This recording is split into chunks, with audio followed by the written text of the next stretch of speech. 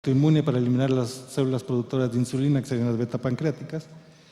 Y aquí lo que nosotros hicimos fue infectar a nuestros animales y desarrollar el modelo de diabetes tipo 1. Lo que encontramos fue que los animales que sufren la diabetes tienen unos altos niveles de glucosa, sin embargo, aquellos que están infectados, que son estos círculos negros, no desarrollan la hiperglicemia. Claramente está por abajo, un poco elevada, pero siempre por abajo de los animales diabéticos. Y de hecho, se reduce la incidencia de diabetes tipo 1 hasta un 50%. Aquí solamente les presento algunos cortes. Bueno, hay una respuesta principalmente antiinflamatoria con altos niveles de interleucina. Este es un islote normal.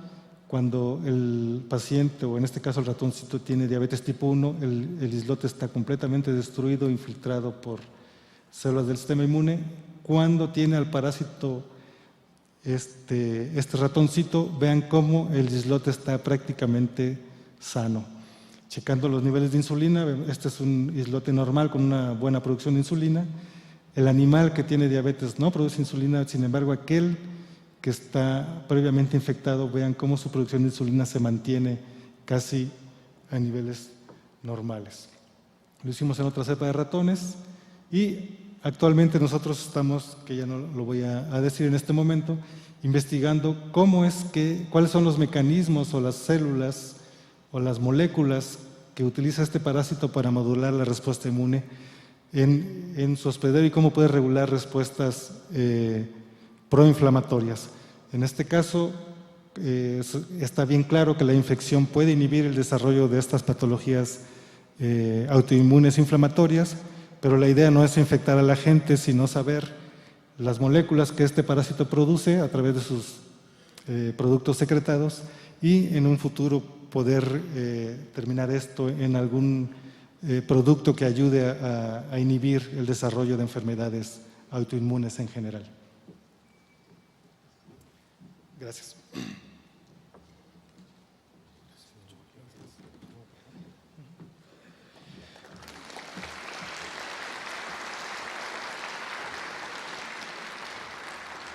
Muchas gracias al doctor Terrazas por la presentación tan interesante. El origen de la inflamación pareciera el de los macrófagos inflamatorios, entonces el objetivo entendemos que sería inducir el fenotipo antiinflamatorio en estos macrófagos y que pudiera ser de utilidad para el tema que es de relevancia en este simposio. Muy interesante, muchas gracias. A continuación, por favor, le pedimos a la doctora León que nos acompañe para que ya en el escenario en el escenario fisiopatológico nos hable sobre la inflamación sistémica y la evidencia que hay de este tipo de células como los macrófagos y la inflamación sistémica en desórdenes metabólicos y cardiovasculares.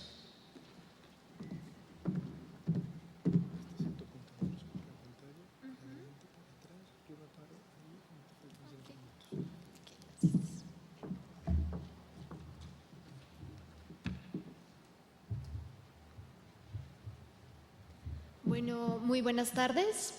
Inicialmente quisiera agradecer a los organizadores del evento por su amable invitación.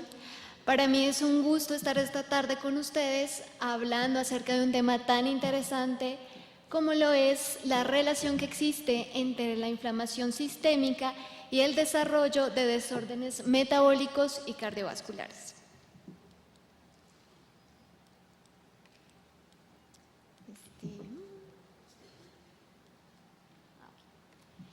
Bueno, como la mayoría de ustedes saben, la obesidad es un problema de salud pública muy importante a nivel mundial.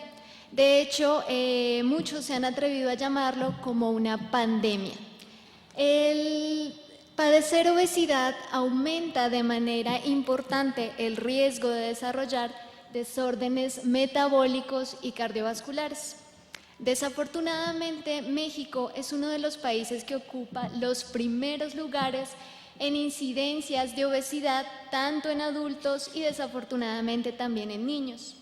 Algunos expertos sugieren que la población mexicana tiene genes que favorecen, que hacen más eficiente la reserva de energía y el depósito de grasas. Por ello, no ha de sorprendernos que encontremos prevalencias tan elevadas en desórdenes como hipertensión, dislipidemias, diabetes mellitus tipo 2 y síndrome metabólico. Por ejemplo, en la gráfica que les pongo aquí de México, observamos en color amarillo o café las prevalencias más elevadas que generalmente se encuentran en los estados del norte del país. Encontramos prevalencias que van desde el 35 hasta el 42%, son unas prevalencias elevadísimas. Si hablamos de dislipidemias, no nos quedamos atrás y encontramos prevalencias generalmente elevadas en el centro del país que van desde el 40 hasta el 51%. Hablando de diabetes mellitus tipo 2, en esta gráfica, en este mapa mundial, encontramos en color verde oscuro las prevalencias más elevadas y desafortunadamente México también ocupa los primeros lugares.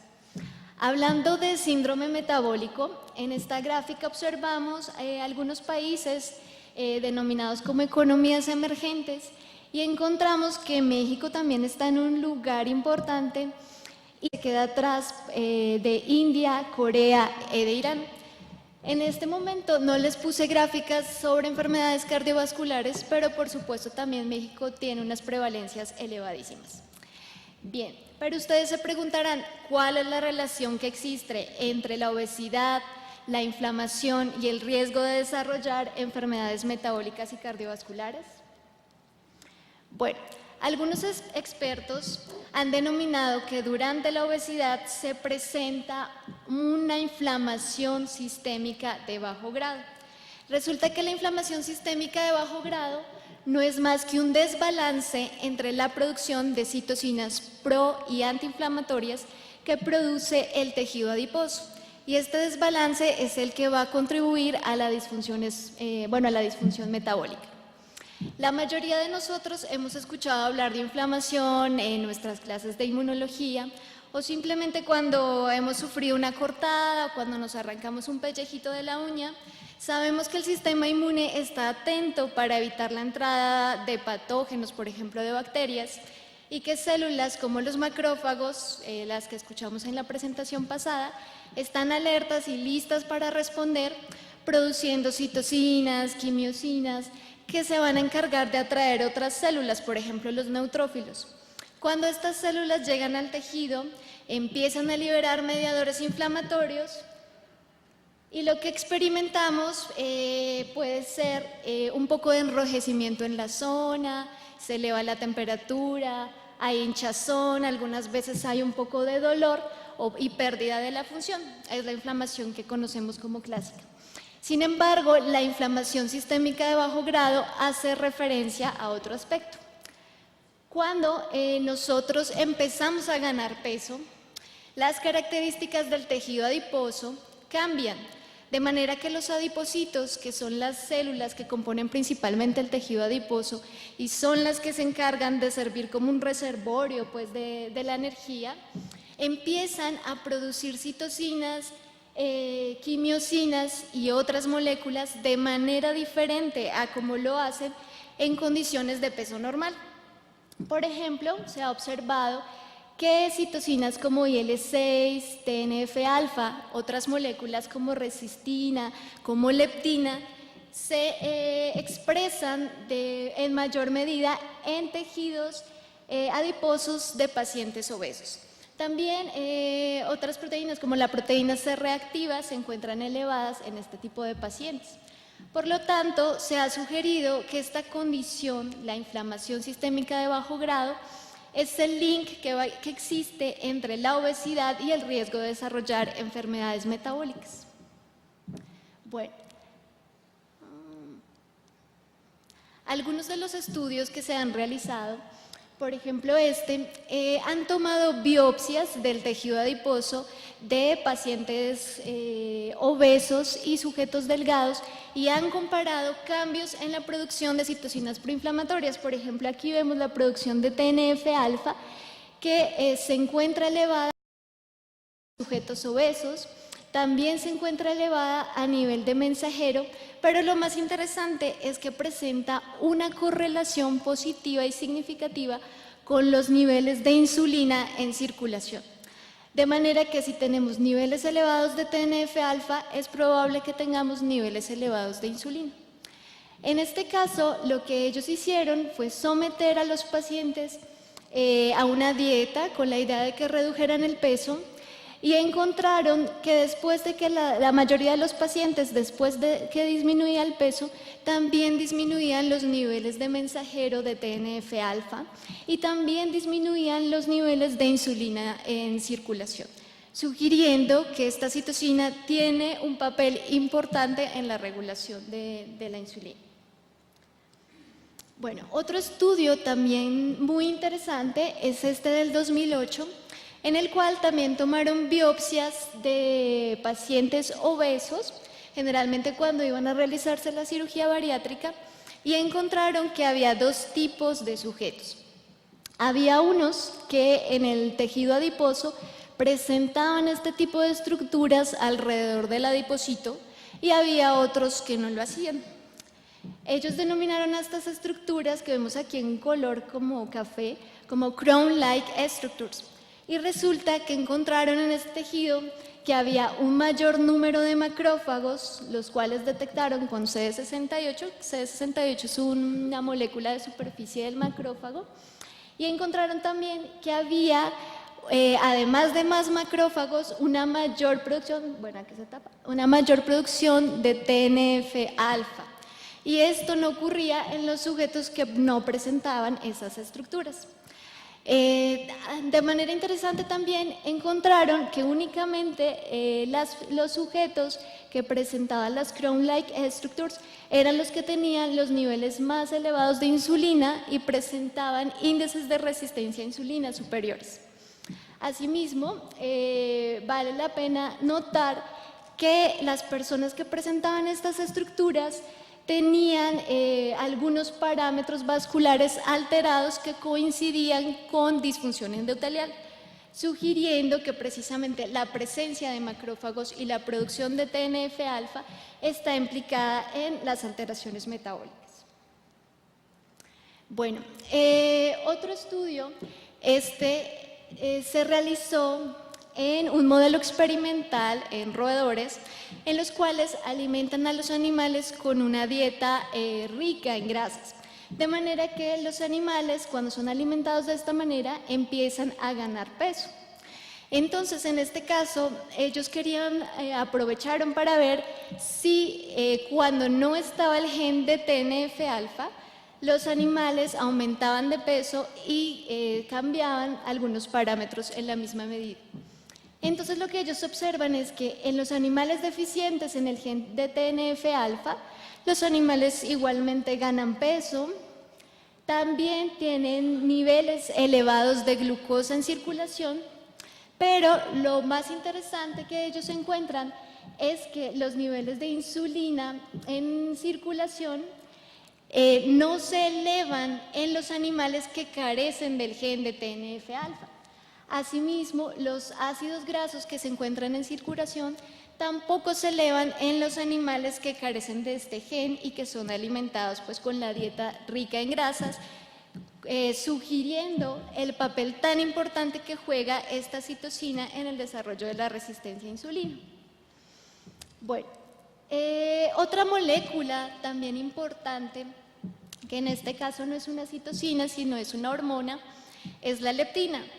Yo creo que la mayoría de ustedes han escuchado acerca de leptina, que es conocida como la hormona de la saciedad, la cual se encarga de avisarle al cerebro, al sistema nervioso, que los depósitos están llenos, que hemos comido demasiado.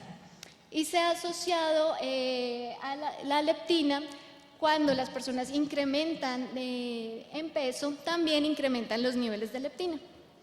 Sin embargo, no se sabe si los niveles de esta molécula tienen alguna correlación con la inflamación sistémica de bajo grado y con el riesgo de desarrollar desórdenes metabólicos.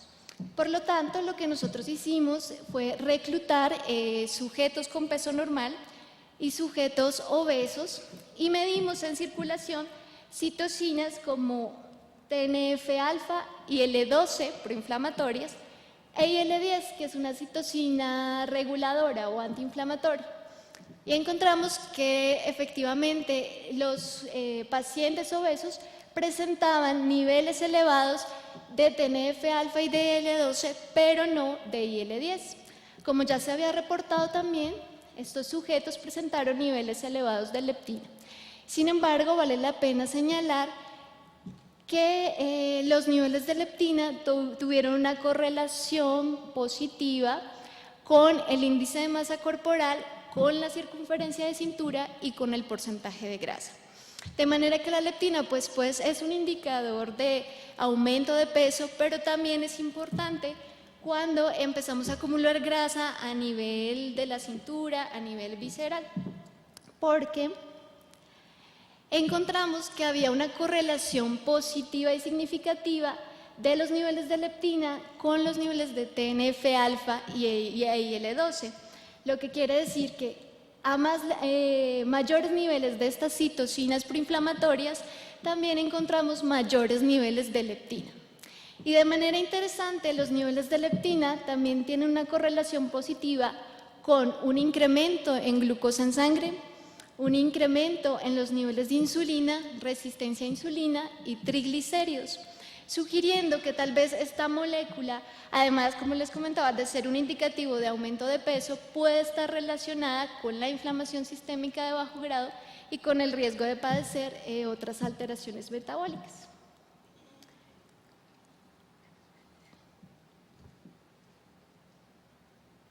Ay, ¿qué pasó?